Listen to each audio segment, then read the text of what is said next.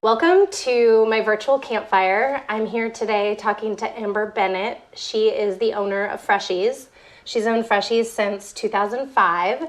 It's a place where people come together and like-minded people connect. I've seen people start businesses there. I've seen people brainstorm about trips there. I've seen babies, people meeting for the first time, like all sorts of things. Like, it's just a magnetic, amazing cafe. And Amber has made the decision to run for the 34th district seat of Senate. And this is a big deal. She's a business owner, not a politician. And I just want to sit down with her today and find out what made you decide to do this. So obviously I've been in business for quite some time, and I have basically seen the ups and downs. I also owned a downtown location for 5 years and saw that the pandemic, obviously it's still up for lease down there.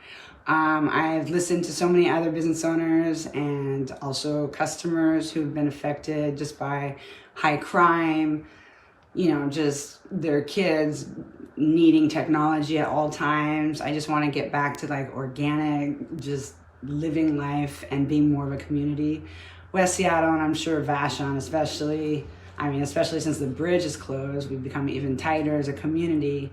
And I just want to expand that and help and get back. I've just seen the changes from 2005 to now, and it's just incredible.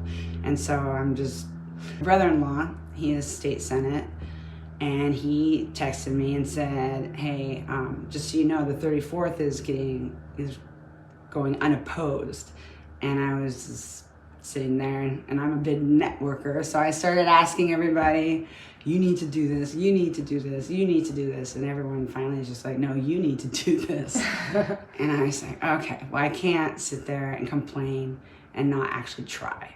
Yeah. So I just did not want him to run unopposed, but I also just wanted to hopefully try and bring us back into the middle a little bit, and let's just calm all these heightened emotions and start, thinking more, critically thinking. So doing a lot more, just being smart versus emotional. Mm-hmm. Well, I know firsthand from like running a business in Seattle there's a lot of red tape, and especially when you serve beer and wine, so you have to deal with the liquor board. And I just feel like there are things you can do that will hopefully help other business owners. Yeah. Like, tell me about some of the things that you have in your mind. Well, one thing that I feel like a lot of us business owners getting a bad rap, like the city of Seattle, though, just wanting to raise the minimum wage, let's say to $15.75, and kind of vilifying all of us because we were opposed to it, not because we don't want to take care of our staff, because I know that it is just their way to sneak in more money. And what that means is, and I've showed everyone from 2021, their final paycheck in December, and then their new paycheck with the rise of the minimum wage, they literally are making less. Wow. Yeah. Wow. So basically, because there's more taxes coming out. Yeah. Yeah. And so that was basically my point. Wow. Wow. And I'm happy to help my staff out. We're a family. I've always had most of my staff family. Yeah.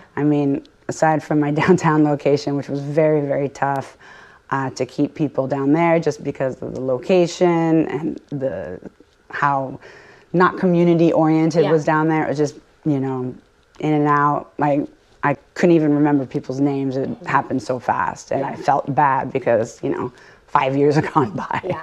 But anyway, so yeah, I just want to really bring back what small business means to this community, because if we wipe us all out, like, people don't understand, we create an environment that makes this area popular, which then of course attracts people, which then of course attracts the bigger businesses, more corporate businesses, and then suddenly you're depleting everything that made it attractive in the first place. Mm-hmm.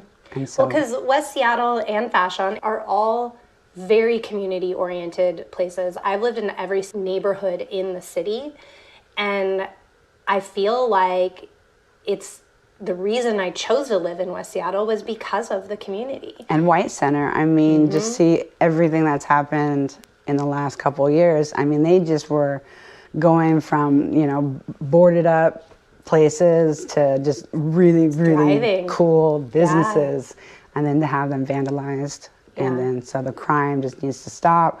We need to start putting our community first. I'm just, you know. So you want to go to Senate and just be like, we need to make changes. Yeah, I just want to fight for this community, for families, for this businesses, everything that makes this place so special. One of the ideas that I heard that you were considering, which I thought was a fantastic idea, but is to bring meditation into the Seattle School District. Oh, yeah. And I think that that's like almost revolutionary. Yeah. I mean, because the biggest problem our community has with young teens and kids is mental health. And so if, you know, we can give them tools that are in our education system to cope with life, I mean, I think that that is revolutionary. Well, I think too, the other thing that I'm fighting for, I mean, I have a 9-year-old kid, and they just, I mean, you gotta love technology, all these cameras.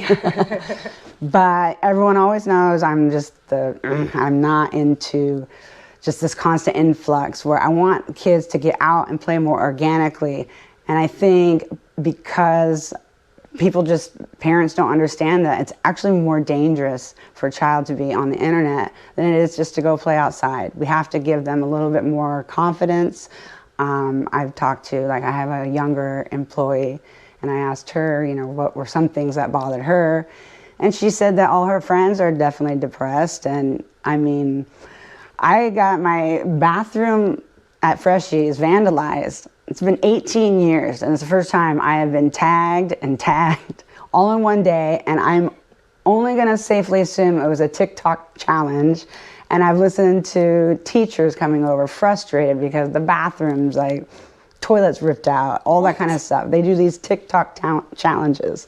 And so what I want to also try and do and promote is to make sure that, I don't know, maybe on the back end through the parents or through the cell phone companies, but I truly believe when they're in school, they should not be able to get online, period. Yeah. That's just, I mean, let's bring it back and, like, really start focusing on trades. Like, everyone's just all trying to get into, you know, the tech companies and whatnot, but you never know. They might be a really good mechanic and they make good money, or they might be a really good, you know, electrician. Wood maker. Yeah, we need those people to keep us going, especially as a business owner. How many times do you need a plumber? Or, you know, and another thing that I heard about the other day that happened at Freshies is your power keeps getting turned off. That's another thing that I would want to propose. I really believe that if corporations or people that are building buildings, or even if the city or state is renovating something that disrupts your business, you need to be compensated. I've had one time where there's a new building popping up next door. Somebody hit a natural gas tank, and so they had to close me down for that. And then in order to make sure that the electricity is right for that particular building, they had to close me down for 12 hours. And so I had to get dry ice to put in. I lost the business of that day. And then, of course, I destroyed everything in my fridge because of the dry ice. It doesn't do well with vegetables, I guess. I made some soup, but Wow. But I just think that. And did the city give any even apology? Anything? So the guy calls me and, you know, just to let me know. And I said, well, what's the recourse here? He says, well, you can file something, which I have to do. And I also want to file with the owner of the corporation or whatever who's doing the building.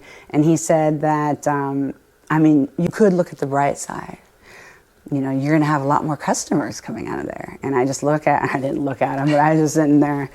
Well, they're also having retail on the bottom built, so maybe there's another coffee shop that goes in there. Yeah. And he's just like, silence.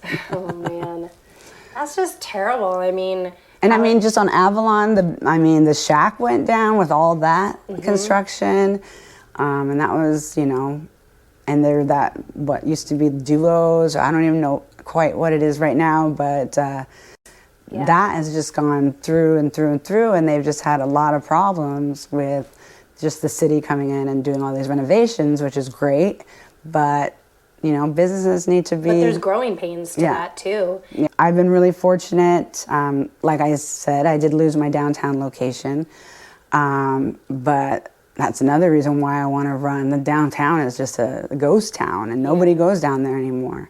Want to make a difference, and you're taking action. Yeah. I mean, that's, a lot of people will talk about this, and I hear people complaining all the time about the city, but you know, you're actually doing it. You're running. And so you filed your run today. Last minute Bennett. Yeah. Yep. Made a lot of people nervous because, of course, my family really wants me to run. And, you know, you and I have a little woo-woo thing going on. And, you know, I was told that today numerically is the best day. Now. So then, of course, you know, I had some hiccups along the way, which was typical for me. But I definitely am here, you know, and I'm in it to win it. Yeah, Bennett for Senate 2022. In it to win it. Make the 34th district fresh again. Jeez. I love it. If you want to find out more about Amber's campaign, visit her at BennettSenate2022.com.